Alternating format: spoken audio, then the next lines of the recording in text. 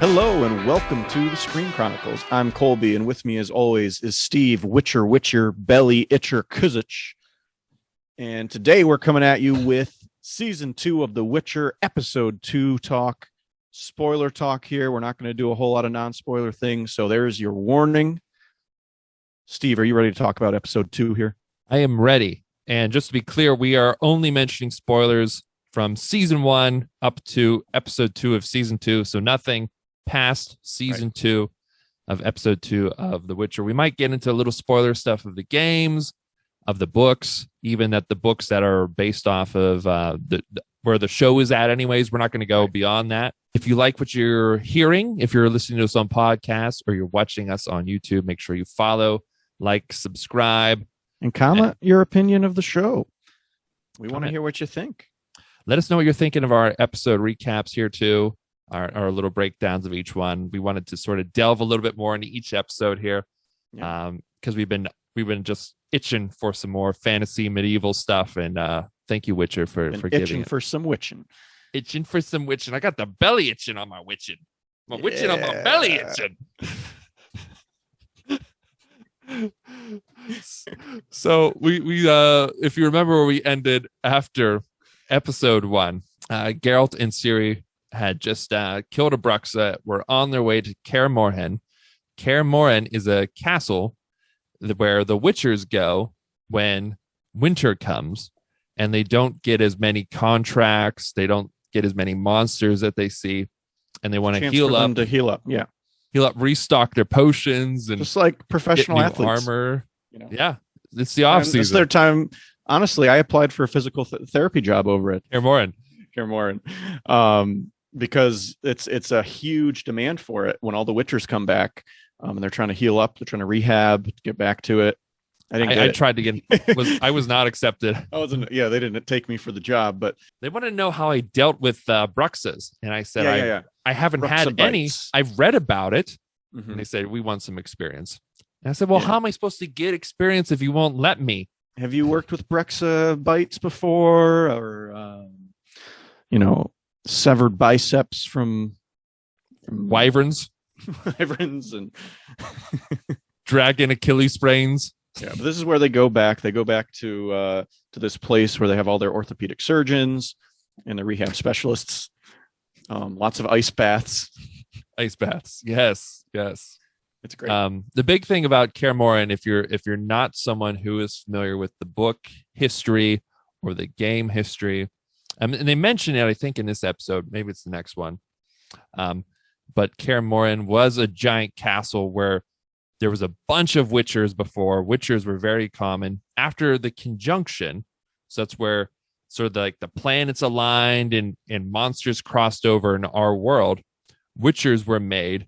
And because there were so many monsters, we needed a bunch of Witchers, and we needed them to kill all the monsters. But eventually, Witchers got so good that there wasn't a lot of monsters, and then they were trying to find work, and then the townspeople now, they didn't need them as much, and they thought they were just this weird group. So the people went after Witchers and ended up ungrateful sons of bitches. Ungrateful sons of bitches. And they ended up killing off a lot of the Witchers, and it's really just Vesimir and then this handful of people now that are left, and the castle is in ruins. And if you did want sort of more of a backstory on the whole what happened and how Kaer Morhen was sacked, and a little bit more about Vesimir too, the animated show on Netflix called Nightmare of the Wolf covers that. So that was pretty cool. I watched that. It was pretty decent. It was like an anime thing. It's a quick watch, and it sort of gives you some more backstory on how Kaer Morhen is the way it is, and a little bit more about the world if you're looking for that. And I think they're keeping that story canon with what the show is too. I think so. I like, though, when they get to Kaer Morhen, it's a cool looking castle place that's sort of run down. I could tell it's been through that battle, and they haven't really restored it to its fullness. Would you tour it? Would you tour that? I would tour the shit out of that. No, I'd tour that hard with a bunch of other Witchers. Not a bunch. So cool. But what the remaining Witchers, which I think Siri asks him before they get there how many left there are. What does he say? Like he's like 20-ish or less, you know? Yeah. Yeah. And it just sounds like he's kind of resigned to like, yeah, there's going to be less every year who come back. Every year. Right. Because we're not making more. We're not making any more. And it's freaking hard killing monsters. You could die.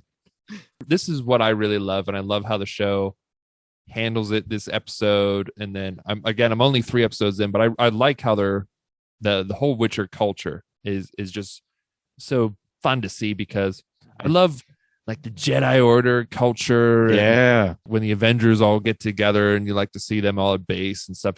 That's what I like to see, is just like all top A players just getting together and learning about like the order and the rules and how they go, and training. That's another thing they do during this time. And there's a little scene in this episode where Geralt is like jumping on top of giant sticks and swinging his sword around. Yeah. Which is pretty cool. Testing out the balance. He's got that leg wound too. And he's still able to control his quad enough to like get into a good squat while on. Well, he's doing that. He's doing that Russian stim. Oh, he's got that Russian stim on there. Keeping it strong. They don't show those scenes, but that's definitely a deleted scene. The big things too that we could see is Vesimir. If you're a fan of the books and the games, everyone loves Vesimir. Fan fave. He's the father figure for this whole group. Yeah. He was the one who, I don't know if he was the exact one. I think in the books, he's the one who made most of them, including Geralt, into a Witcher through the Trial of the Grasses, which I don't know if they explain in this one yet or not, but that's a process of how to make a Witcher. And I think they kind of allude to it's a really shitty process. And I will say, I don't think they showed as much in this episode, and I've watched up to 5 now. They will go more into depth.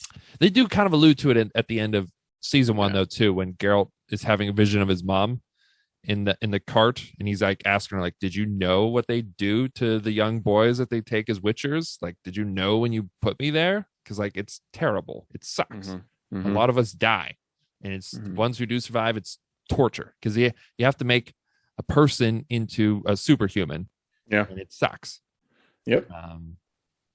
So they all kind of have. They still looked at him as the father figure. He was the guy who raised them, but he was also hard on them. He made them have to be warriors, and he had to make them into Witchers. So they also kind of have this resentful but loving relationship with Vesimir. Yeah. But and Vesimir kind of looks at them all as children to him. Yeah, he does. And when they go in, Geralt goes in, and the first reaction with one of his his colleagues, his Witcher colleagues, is like sort of confrontational. And you're like, ooh, is there bad blood here? But then after a second, they all smile and they embrace, and it's like, oh, they are brothers, which is kind of cool. Yeah, and one thing that they do kind of deviate, I would say, Lambert, who he met with, it was kind of confrontational at first. Yes, the red hair, long hair, yeah. He is an asshole from the books. And again, maybe this was a book that I haven't read, because I haven't read all the Witcher books. And Eskel comes in, who is actually, and this is, this is kind of spoilerish for the games here. But this happens in this episode. Eskel dies this episode. He turns into a Leshen, or Lesh-E, as they're called in this. Yeah.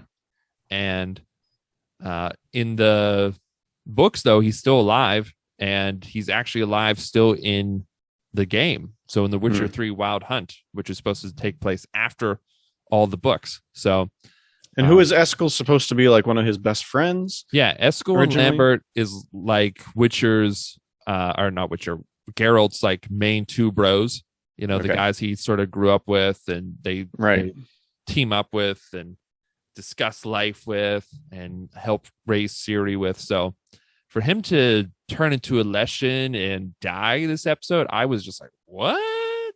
Like I haven't seen, past this episode. I don't know if they find some way for him to come back or something. I'm pretty sure he's dead though, and I was like, that's a really big twist because this is season 2, and we just met him, and he's dead. But Eskel was always a nice guy though. Lambert was the asshole. Eskel was the nicer guy. I don't know if he came off to somebody who didn't know that as a nice guy. No, I thought he was an asshole. Yeah, I was like, oh, I even had to look it up. I was like, this is Eskel? I was like, wait a minute, am I getting their names mixed up in my head? And I had to look up who was who, and I was like, oh wait, yeah, Eskel was the nice one. I was right. And it's interesting. But he was an asshole in this. But it also turns out, when he got in, he fought a Leshy. I might say Leshin, people, because that's how I know it. Leshin. And he was holding his shoulder. And as soon as I saw that, I was like, there was something in that shoulder. There was something in that shoulder. Shit. I just thought he was wounded. I didn't know what a Leshy was or what it did. But I love when he's talking about it and like he talked about how hard it was to kill it. And Geralt was like, duh, you just like use a fire blade to the heart. And they're all just like, duh, dude, what are you doing? 6 hours and you didn't do that? Like, you didn't think of that, bro? 6 hours. Yeah, and like even Ciri laughs at that, and he's just like, what are you laughing at? And I was like, that is not Eskel. Like, I didn't like him because of this. He was like, this is like a troubled character that's going to cause problems here. Mm-hmm. And she's so like, it's interesting to find out what he was like in the princess. Yeah, that's so interesting to see, like, hear what he was like in the books compared to this. Yeah. Now, while we're talking about Ciri, I like Ciri. Mm-hmm. Me too. And a little reminds me, I put on my iPhone, there's an option to change it to Irish, your Ciri voice, and that's what I did. Mm-hmm. Nice. It's nice. Let's hear some. Can we hear some? Yeah, it's a subtle Irish accent though. Oh, okay. Let's see. Let's see here. Hey Siri, what is The Witcher about? Oh wait. That's very subtle. Wait. Hey Siri, tell me about The Witcher. Here are matches for The Witcher. Oh, that is subtle. Oh, it's kind of hot. Siri, what is The Witcher about? Here's the plot synopsis. Go on. Sing me a song. I know it's Scottish. That's what I thought. Right. Siri, sing me a song. Certainly. Absolutely. Ahem. Okay. Here I go. Ahem. Hang on. Let me just clear my... Gosh. Singing is harder than I thought.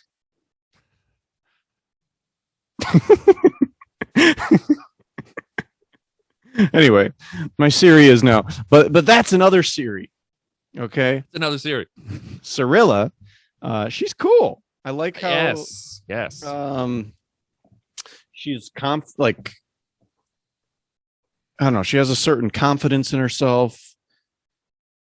She doesn't come across as bratty, which I think not bratty would have been easy to do. She just got a cool personality so far. Freya Allen, who portrays Ciri, I think they were spot on with casting for her.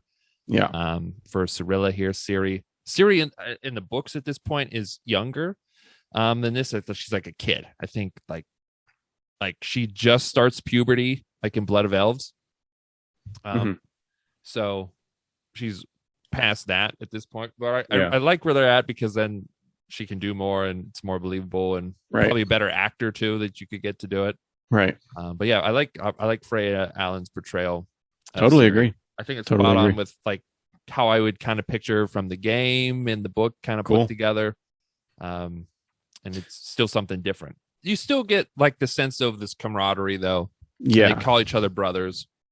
That's what I like. And I know that was something Henry Cavill wanted to get across. Yes. With this, and I'm glad. And that's why I'm also so glad he's so involved with the show. And I didn't see if he was a producer or not, but I'm willing to bet he is. Yeah. Because I bet you a lot of the show's success is because of him.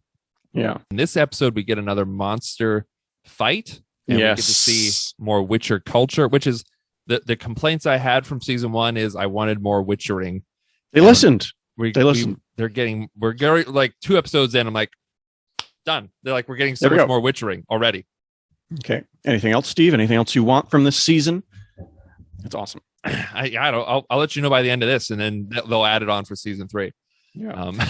And then Geralt starts training Ciri too, in Witcher training. And is that a wooden sword he gives her? Yeah, it is wooden. Okay. And she's like learning some moves. She's like hitting against this. I think that's not till 3. Oh, okay. Like, yeah, he like shows at the very end some moves. Yeah, but he does start showing her in this episode. Oh, he does? Oh, never mind. I think so. He puts her to Witcher training. I think he does.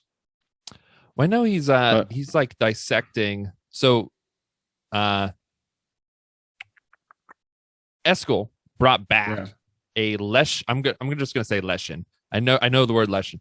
He brought back a Leshen arm from the Leshen he quote unquote killed, and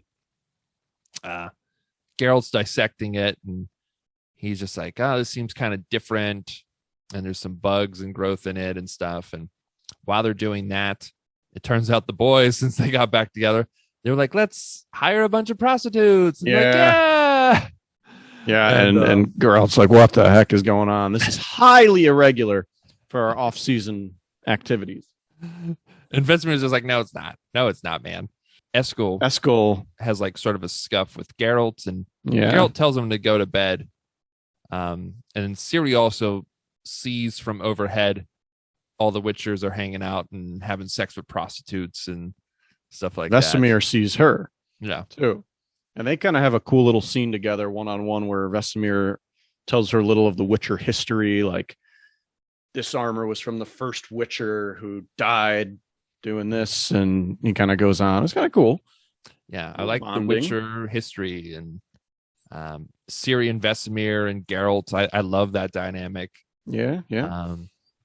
And Eskel ends up going to go make sexy sex with a prostitute, the old horizontal. More of actually, he's trying to vertical tango. Yeah.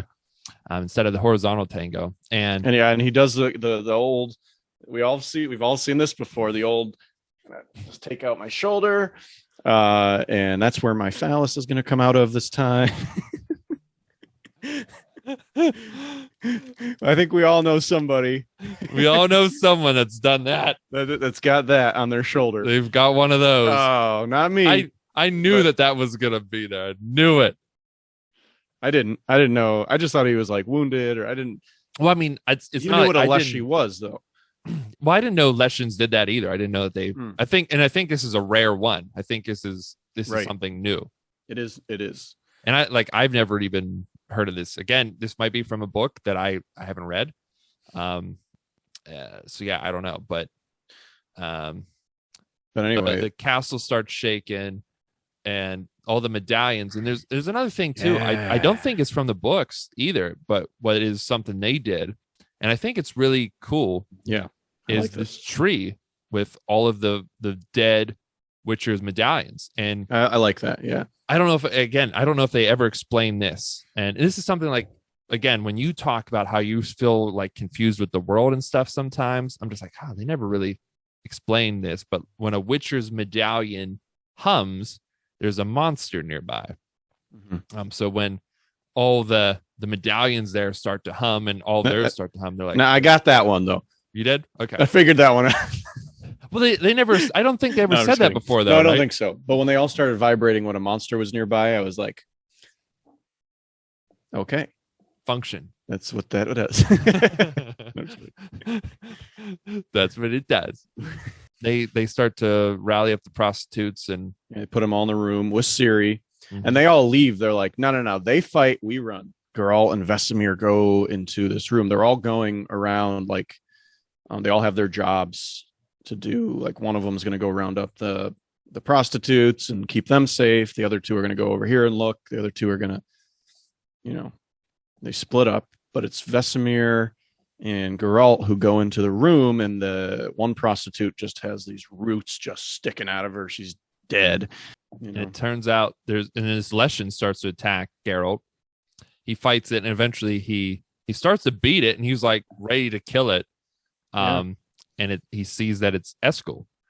Yeah. And I was just like, oh, man. And I was thinking that, all right, here we go. We're going to fix this curse or whatever here. And Vesimir even says that too. Like Eskel, give us a chance to, if you give us some time, we can fix this. Mm-hmm. I think he says, but it's just too late. And he tries to, Leshen tries to kill Vesimir. And Geralt does what you're supposed to do. Oh my God, textbook. just easy peasy. Right in. Yeah. And I was like, oh crap, they killed Eskel off. We just met him. I know. And he's supposed to be a big character. And Vesemir's devastated too at the same time. Like, and he had no choice though.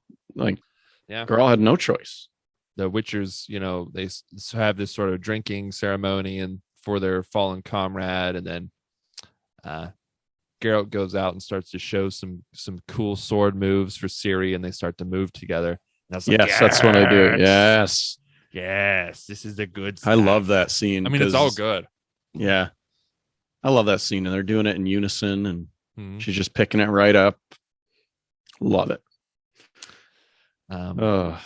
Other characters though too. So if you don't remember, Vandrel was the elf who captured Geralt in season 1 when he went to go kill. I forget what it was called, but it was the goat guy, the goat guy monster, and Vandrel captured him in Dandelion, or Yaskir, as the show calls him. Bard. The Bard. Yes, I love him. I miss him. And then Geralt actually told him, stop hiding up here in the mountains. Go down there and either fight for what you want. You'll fight and die, or you'll fight and win something instead of just hiding up here.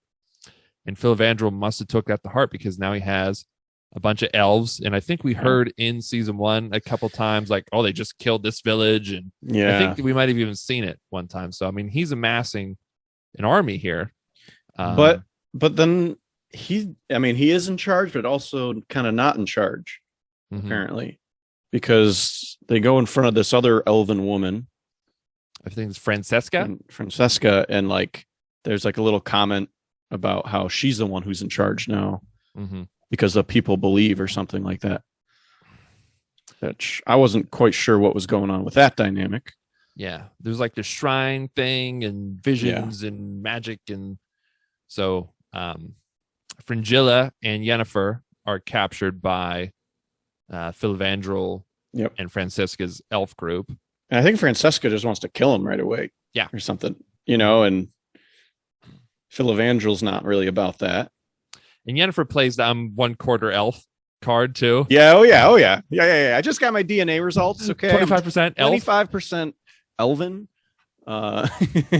She's like, so I know all the elves struggle. And they're like, do you even have the ears? Do you even no. You're not an elf. Do you sing our songs? No. This Francesca just seems like, ooh, she's nasty at first, was my opinion of her. Like, she just wants nothing to do with him. Yeah. And wants to kill him. Yennefer and Fringilla have both been sort of having visions since the battle. Yeah. And they take it as, we know something, we can lead you to what you're looking for. Francesca, she's promised by the crone that she will carry and birth the first true elven baby in generations. Oh, that's after the vision, right? Something. So they're trying to go though on this quest though for Francesca. She's trying to gain more power. Again, there hasn't been a true elven child born in a while. We hear that from Yennefer. She brings that up. That's why most offspring are kind of mixed, right? Because there hasn't been a pure just elf born in a while. And they end up going to this cool cabin thing. Yeah, it was so well. Sweet. It started off, there was this like sort of effigy, and then this like secret tunnel that led to the woods came out, and that's where they go to that cabin, and then a cabin like lifts from the ground and like turns around and like shines its high beams in their face. Boom. And like inside this cabin, the three of them each like meet a different sort of entity. Yeah, they each meet this different person that sort of picks at their insecurities and tells them what they want. And then but they're simultaneously having these three different experiences. By the end of it, Yennefer is now on her own. I mean, she's still kind of with them, but then Frangilla and Francesca have sort of teamed up here. Yep. It looks like, and are on their way out now. Yeah, and Yennefer's going to go her own separate way. Yennefer's going back to Aretuza here. And also, too, we see at Aretuza in this episode, the Black Knight was captured by... Cahir, I think is his name. Yeah.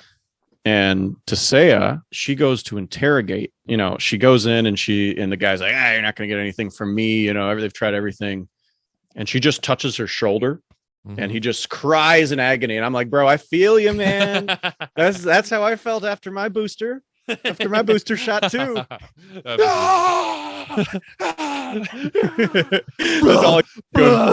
That's all I could think of when she just like tapped his shoulder and he just freaked out. It's like, oh, he just got his booster shot. Yeah, that's how I felt. That's when they put the alcohol rub on me first, and I think it's the needle. I'm like, oh God. I know, but that's how my arm felt for days after my booster shot. Just like, don't touch my arm because it just kills. And then she goes in and starts, massaging his temporalis. And I've tried this technique too. It's such a fantastic method to get rid of migraines, because what you do, Steve, if you don't know this one, you just you start with a gentle, effleurage of the temporalis, and then you slowly just sink your fingers in through their skull, and you start massaging their brain like that. Yeah, you got to put a little force in to get through the skull, and then you just massage their brain. What are you doing vocally as you're doing this? I'm just talking to them, telling them, it's going to hurt now, but it should feel better after. That's what I say to people at work all the time. This is going to be sore, and if they scream, that's usually a good thing. Usually means it's working. Oh, okay, good. All right. And if you really know you're doing it right, is if you start getting visions through your fingertips and it starts showing you what's in their mind. Some insight. Just a little insight. Classic technique. Some foreshadowing comes from it. She definitely took a couple CEU courses to get that technique. She's certified. She's certified migraine specialist. She even mentioned that guy. I haven't practiced in a while, but I'm certified. Yeah, that guy though, that Cahir, he looked like he was in a lot of pain, but that guy's not going to have migraines for months. Oh yeah, at least, if ever. Ever again, he might be cured. He might be cured. That is pretty. Yeah, I know. But it was a pretty sweet scene when she just. I know. At first, I was like, "Are her fingers getting deeper?" That's why. Because at first I thought she was just on the side, and I was like, yeah. I'm only seeing like the knuckles here. I was like, oh. That's pretty much episode 2 there. Yeah. What was your favorite moment? What was your favorite moment from the episode, Colby? My favorite moment. Yeah, I think I really liked the moment itself of when they started. Ciri and Geralt started training together. Their first few steps with their swords, and I really loved that moment. That was pretty sweet to see. Yeah, because that was sort of the birth of her path, I feel like, going forward. And she's so determined, and she just wants to be able to defend herself and to be able to be a badass, basically. Yeah, to be a badass. And I really like that. There's sort of a father-daughter relationship forming here between them, and I just love to see that too. Oh yeah, I like that, and that's definitely the father-daughter stuff is definitely some of my favorite stuff from The Witcher.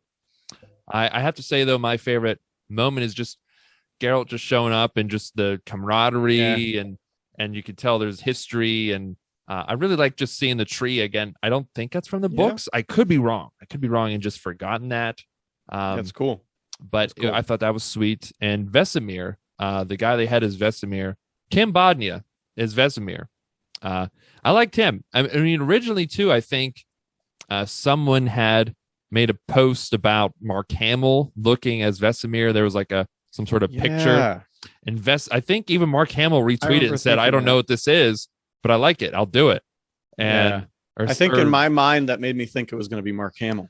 I thought it was going to be him. I did see when it was announced that Vesimir would be Kim Bodnia, but I was like, oh, maybe it's a mislead. I don't know. Yeah, I remember, and there's a lot of hype about Mark Hamill possibly being in The Witcher. I know. And he would have fit that role really well, I think.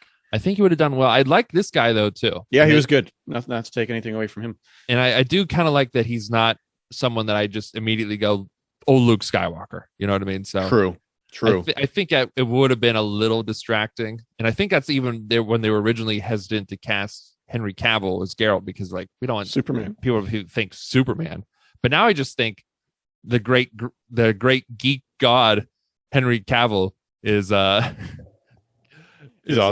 Geralt here. So I mean, like, I heard a story that he almost missed out on being the Witcher. Oh yeah. Oh no, he was... Superman.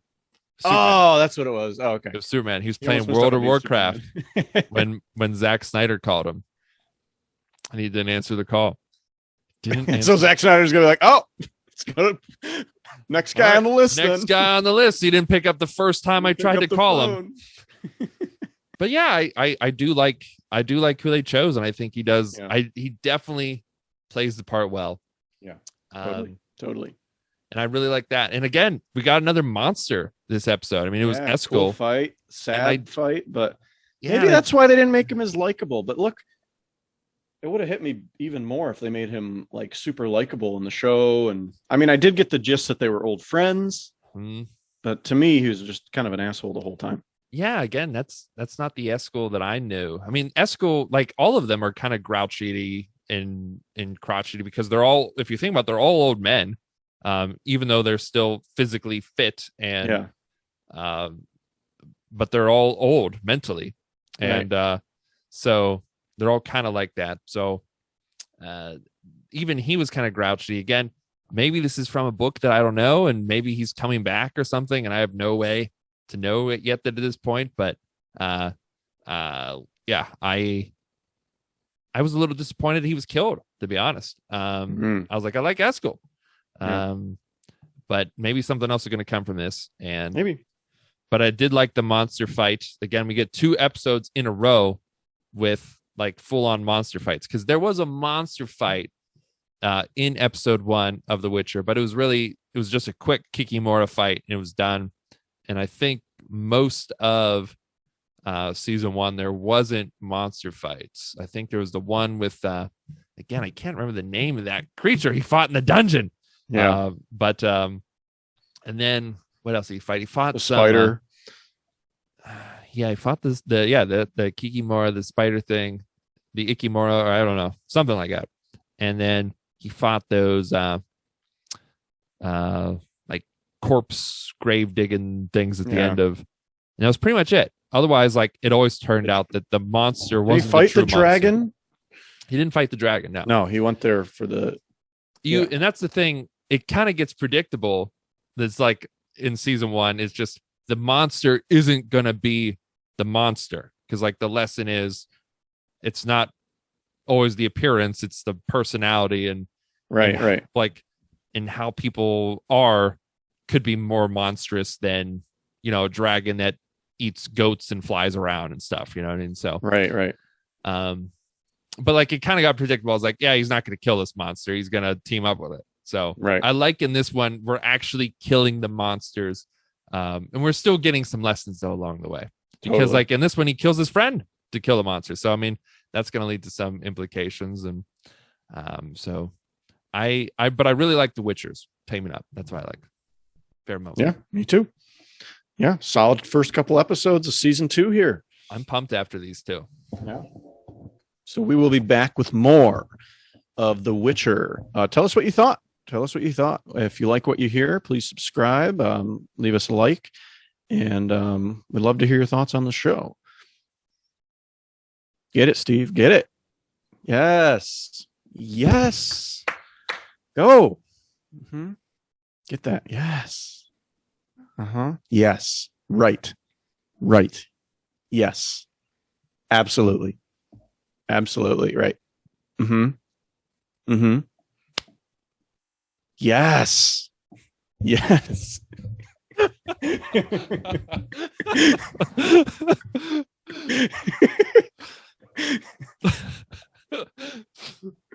And as we always say, Goodbye. goodbye.